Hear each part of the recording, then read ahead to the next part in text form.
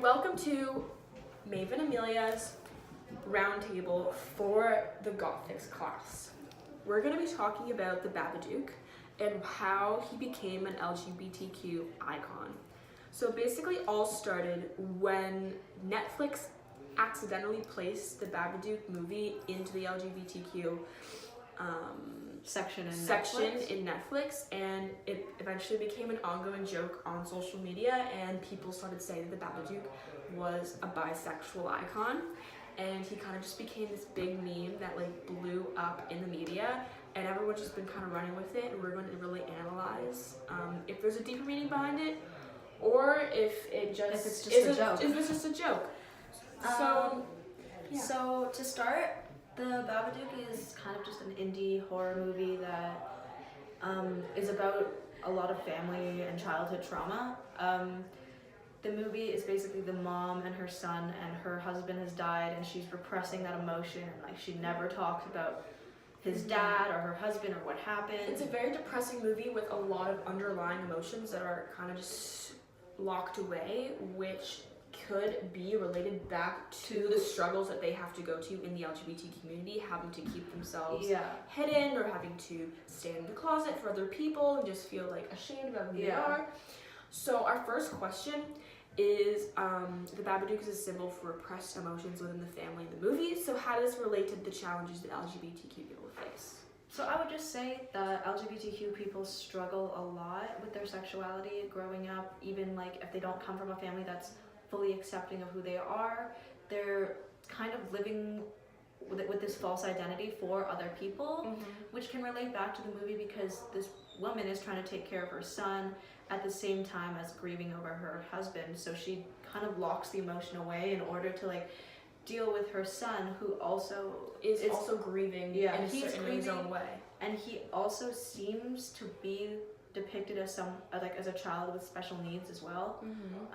So that can also be really hard for the mom. So she's just sort of locked away this emotion for like the greater good of her child, which really relates to the LGBTQ people because they have to go through struggles that we wouldn't necessarily understand, and basically the whole idea of being in the closet kind of relates back to the Babadook hiding in the closet or just being hidden away. Like it's like that darker emotion that's just hidden for you, it that just kind of creeps around and you can't really deal with it. You can't do that much about it. So I definitely see the correlation. I don't think it was done on purpose.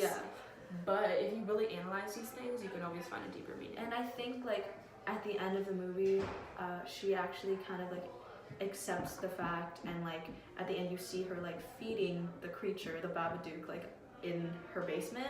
I think that just sort of symbolizes acceptance, which it's like I have these darker things going on in my life and I have this dark past, but I'm going to move forward and I'm going to accept that this is a part of me now, and like it's okay for me to deal with this.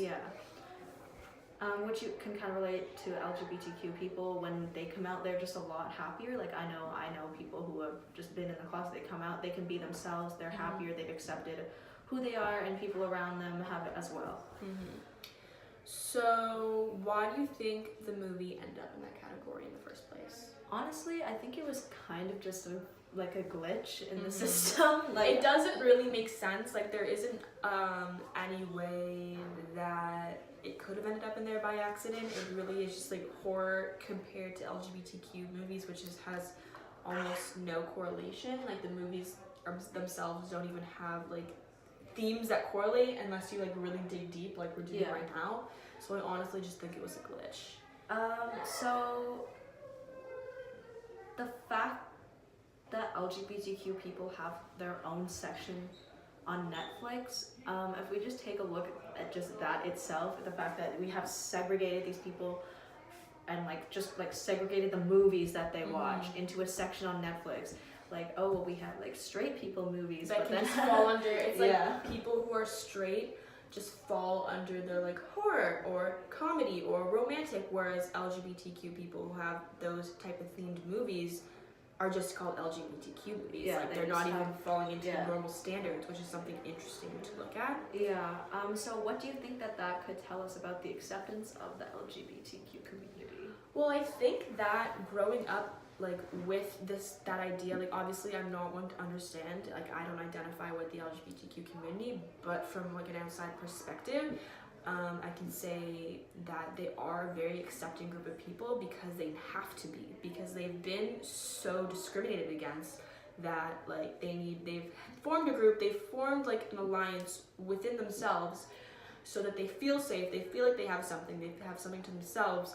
So I feel like the Babadook almost ended up as an ongoing joke because of the acceptance of the LGBT community, and they kind of just went along with it and took it in as a joke, like, okay, that might have been a glitch, but isn't this funny? Like, let's just accept this, and like and they just kind of like made it their own thing, which I think is really interesting. It's just they have to be accepting. They're one of the most accepting group of people there is. So, yeah, I think that's interesting. So the presence of social media like within today's society is massive, obviously. Like Instagram, Snapchat, Facebook, whatever you use, like it's out there. Everything is there for everyone to see. And the fact that this became such a huge internet thing, like it like rooted from Netflix and it was all over social media. So it was really just all rooted from social media, like it's a social media joke.